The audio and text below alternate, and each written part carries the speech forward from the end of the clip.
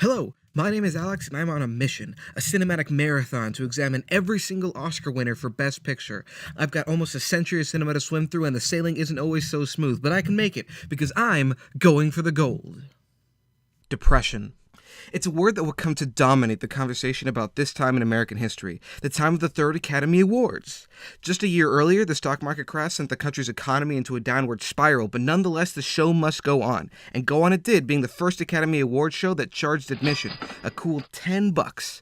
But the show was still a sellout. In fact, despite the depression, there were actually two Academy Awards ceremonies in 1930. In April, the second Academy Awards were held, which we've already discussed, but being that they honored the films between August 1st, 1928 and July 31st, 1929, it was decided that maybe we should move the ceremony a bit closer to the time of the movie's release than 6 months later, so the third ceremony took place on November 5th, with the Best Picture winner taking a quarter of all the awards given that night. Yes, it won a whole 2 of the 8 awards, but it sounded a little more impressive when I said it won a quarter of the awards, so maybe I should include this part explaining it. All Quiet on the Western Front is, like the very first Best Picture winner, Wings, a war movie depicting World War I. But right there's where the similarities between these two movies ends, because All Quiet on the Western Front doesn't end with a kiss beneath a shooting star or a parade. It starts with a parade. It starts with a small German town celebrating its troops going off to fight in what will likely be a quick and victorious war. The enthusiasm stretches from the streets to the classroom, where a professor is very subtly encouraging his class to enlist. It is not for me to suggest that any of you should stand up and offer to defend his country. This patriotic pride follows them into boot camp, where it's promptly checked at the door, as they get run ragged by an overbearing, abusive commander. And any of the patriotic zeal that was left, any last fleeting dreams of the promised glory and heroism get blown away when they reach the front, as immediately one of their own is killed. This isn't what was promised. I mentioned depression earlier, and I can think of no better word to describe the depictions of battle in this movie.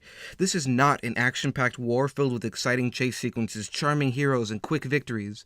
This is a bunker full of men sitting in the muck, wondering what will kill them first, the shells or the hunger. This is a man spending the night in the muck with the corpse of a man he's just killed, too afraid to leave that ditch for fear of meeting the same fate. This is a soldier running out into the muck, only to be— you get my point, there's a lot of muck. Actually, the director Louis Milestone worked very hard to make that muck as authentic as possible, even hiring actual German World War I veterans to help make sure things were accurate, including this scene where only a pair of hands are left after a soldier is shelled. Another fun fact, Milestone was the first director to win a second Academy Award, as he'd won for Best Comedy Director in the very first award show for his film Two Arabian Nights, marking the very last time the Academy went out of its way to honor a comedy. Anyway, as soon as we reach the front lines, the movie is structured less as a traditional narrative with one event logically leading to the next, but almost as independent vignettes. Each scene sets up its situation without much relationship to the last. We're in a bunker bombarded by enemy shells, we're resting in an encampment, another bunker, visiting a small French town, a battle, back home for leave, etc.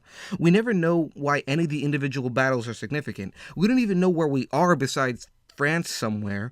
We never have the big picture, and I think this is crucial because the soldiers never have the big picture. They don't even know why they're fighting this war or who started it. Was it the French? The English? Somebody must have wanted it. From the first moments of the film, All Quiet on the Western Front is trying to say something very specific. And I mean literally from the first moments. Like, before the movie even plays, we get this intro. This story is neither an accusation nor a confession, and least of all an adventure. For death is not an adventure for those who stand face to face with it. It will try simply to tell of a generation of men who, even though they may have escaped its shells, were destroyed by the war. The movie doesn't beat around the bush. War is bad, it's painful, it's dirty, it kills people. Even the scenes away from war remind you of this, like when the company stops at a French town. They're dreaming about women, and wouldn't you know it, while they're bathing in the river, some pretty ladies happen to be walking by. So, of course, our glorious heroes try oh so eloquently to gain the ladies' attention. And as attractive as invading soldiers occupying your hometown would probably be to a girl, they're rejected. That is, until one of the soldiers brings out food. And so they immediately get an invite to the girl's cottage, and the girls show them a nice good time, after they hungrily snap away the food and eat what is likely the first full meal any of them has had in ages, ostensibly trading their own bodies for food. And if that felt a little uncomfortable to hear, then good! That means you still got a beating heart and the movie has done its job. This is a movie that aims to shake you.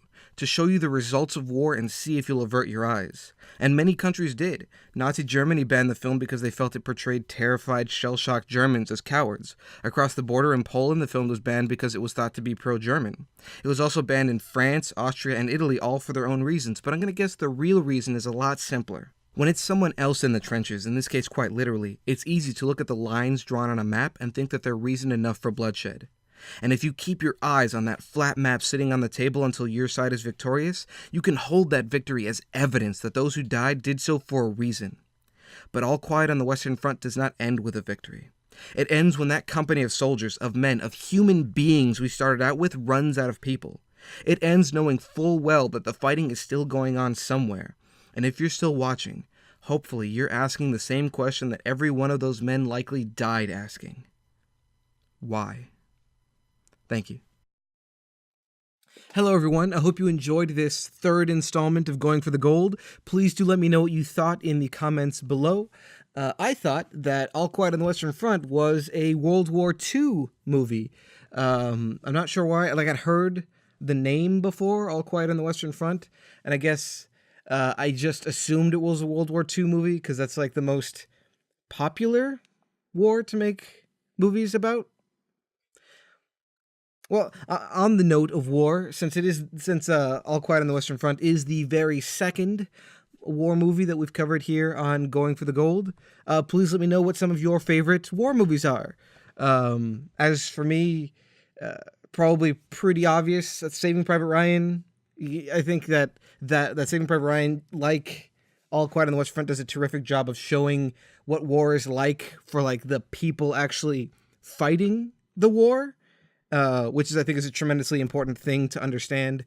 Another one that comes to mind, Dr. Strangelove, because it makes it only very slightly ridiculous, and making it even very slightly ridiculous, you see like the politics of war and how sort of crazy and arbitrary they are.